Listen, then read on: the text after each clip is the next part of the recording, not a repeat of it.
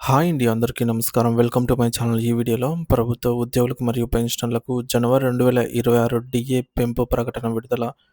దీనికి సంబంధించిన పూర్తి వివరాలు వీడియోలో తెలుసుకుందాము. వీడియో అయితే ఎక్కడ గాని స్కిప్ చేయకుండా ఎండ్ వరకు చూసేయండి. అప్పుడు ఇన్ఫర్మేషన్ పూర్తిగా అర్థమవుతుంది.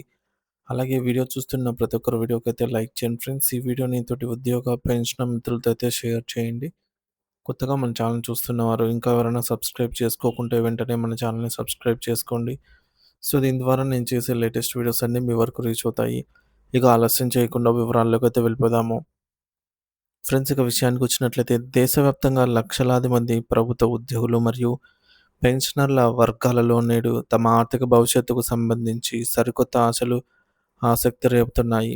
2026వ సంవత్సరం ప్రారంభమైన వేళ వారి జీతభత్యాలు మరియు పెన్షన్లలో కీలక పాత్ర పోషించే కరువు భత్యం, డిఏ మరియు కరువు సహాయం, డిఆర్ పెంపుపై కీలక పరిణామాలు చోటు చేసుకుంటున్నాయి. జనవరి 1, 2026 నుండి వర్తించేలాగా డిఏ మరియు డిఆర్ పెంపుపై తాజా అంచనాలు వెలువడుతున్నాయి. దీంతో పాటు కోట్లాది మంది దీర్ఘకాలంగా ఎదురుచూస్తున్న 8వ వేతన సంఘం ఏర్పాటుకు సంబంధించిన సంకేతాలు కూడా బలంగా వినిపిస్తున్నాయి. సాధారణంగా డిఏ అనేది ప్రతి 6 నెలలకు ఒకసారి సవరించబడే అంశం. కేంద్ర ప్రభుత్వం దీనిని అఖిల భారత వినియోగదారుల ధరల సూచి ఏఐసిపిఐఐడబ్ల్యూ ఆధారంగా లెక్కిస్తుంది. జూలై 2025 నుండి డిసెంబర్ 2025 వరకు నమోదైన ధరల పెరుగుదల గణాంకాలను పరిగణలోకి తీసుకొని జనవరి 2026 నుండి ఎంత శాతం పెంచాలనేది ప్రభుత్వం నిర్ణయిస్తుంది. ప్రస్తుత విశ్లేషణల ప్రకారం కేంద్ర ప్రభుత్వ ఉద్యోగులకు ఈసారి 3% నుండి 4% వరకు డిఏ పెరిగే అవకాశం స్పష్టంగా కనిపిస్తోంది. ఒకవేళ ఈ పెంపు 3% కంటే 3%గా ఉంటే బేసిక్ పే 40,000 ఉన్న ఉద్యోగికి నెలకు 1,200 అదనంగా ఆదాయం పెరుగుతుంది. అంటే ఏడాదికి 14,400 ప్రయోజనం కలుగుతుంది. కేంద్ర ప్రభుత్వం ఈ నిర్ణయాన్ని ప్రకటించిన తర్వాత రాష్ట్ర ప్రభుత్వాలు కూడా తమ ఉద్యోగులకు తదనుగుణంగా డిఏను సవరిస్తాయి. ఆంధ్రప్రదేశ్ రాష్ట్ర ప్రభుత్వ ఉద్యోగులు మరియు పెన్షనర్ల విషయానికొస్తే ప్రస్తుతం వారు జనవరి 2024 నాటి 37.31% డిఏను పొందుతున్నారు. అయితే జూలై 2024, జనవరి 2025, జూలై 2025 నాటి 3 డిఏలు ఇప్పటికే పెండింగ్‌లో ఉండగా, ఇప్పుడు జనవరి 2026 డిఏతో తోడైంది. ఈ మొత్తం 4 డిఏలు ఏపీ ప్రభుత్వ ఉద్యోగ పెన్షనర్లు ఈ డిఏల కోసమైతే ఆశగా ఎదురు చూస్తున్నారు. మరోవైపు కేంద్ర ప్రభుత్వ ఉద్యోగులు ఇప్పటికే సుమారు 58% వరకు డిఏను పొందుతూ ఆర్థికంగా కొంత ఊరట పొందుతున్నారు. సాధారణంగా జనవరి నుండి వర్తించాల్సిన డిఏ పెంపుపై అధికారిక ప్రకటన మార్చి లేదా ఏప్రిల్ నెలల్లో వెలువడే అవకాశం ఉంటుంది. ఒకవేళ మార్చిలో ప్రకటన వస్తే జనవరి నుండి మార్చి వరకు ఉన్న 3 నెలల బకాయిలను ఏప్రిల్ జీతం లేదా పెన్షన్లలో కలిపి చెల్లిస్తారు. ఇక 8వ వేతన సంఘం అంశం ఉద్యోగ లోకంలో అత్యంత కీలకంగా మారింది. 7వ వేతన సంఘం సిఫార్సులు జనవరి 1, 2016 నుండి అమల్లోకి వచ్చాయి. సాధారణంగా ప్రతి 10 ఏళ్లకొకసారి కొత్త వేతన సంఘాన్ని ఏర్పాటు చేసే సంప్రదాయం ప్రకారం జనవరి 2026 నాటికి 10 ఏళ్లు పూర్తయ్యాయి. కాబట్టి కొత్త వేతన సంఘం సిఫార్సులు ఈ ఏడాది నుండి అమలు కావాల్సి ఉంది. సో, దీనిపై ఉద్యోగ సంఘాలు ముఖ్యంగా ఎన్‌పీజేసీఎం,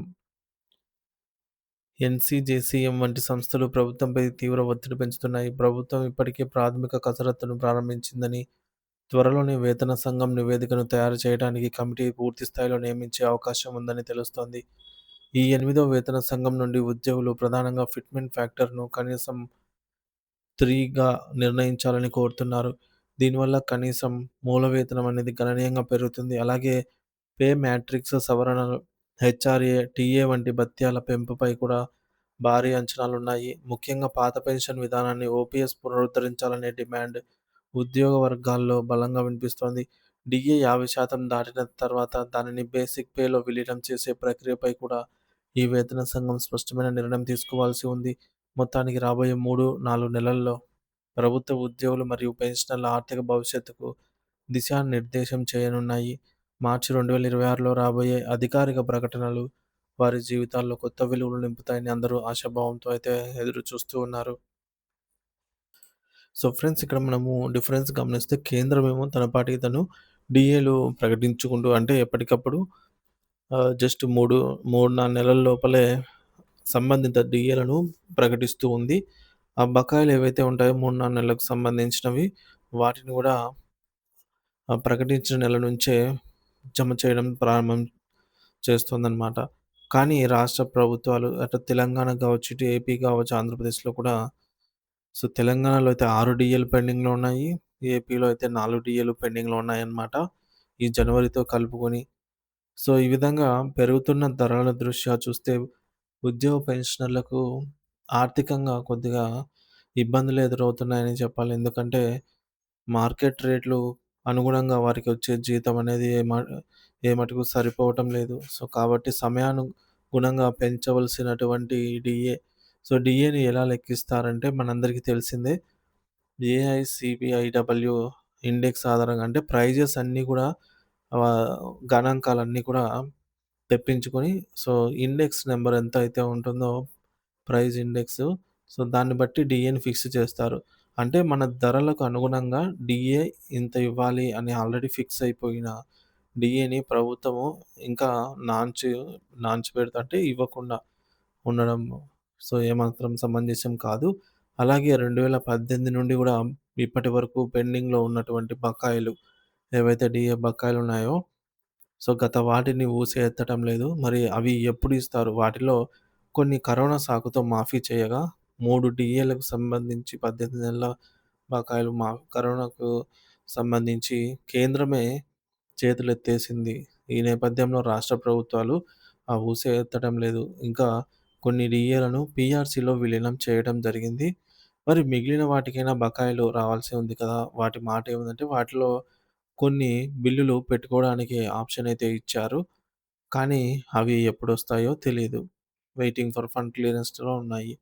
మరికొన్ని వాటికి ఆప్షన్ కూడా ఇవ్వలేదన్నమాట. బిల్లే పెట్టడానికి ఆప్షన్ ఎనేబుల్ కాలేదు. ఈ విధంగా 3 విడతల్లో విడుదల చేస్తామని జీవోలో ఇచ్చినప్పటికీ ప్రభుత్వము వాటిని పాటించకుండా ఈ విధంగా ఇవ్వకుండా ఉందన్నమాట. అవన్నీ లెక్క కడితే ఒక్కొక్క ఉద్యోగికి రావాల్సిన బకాయిల అమౌంటే 2-4 లాక్స్ లేదా అంతకంటే ఎక్కువే ఉంటుంది.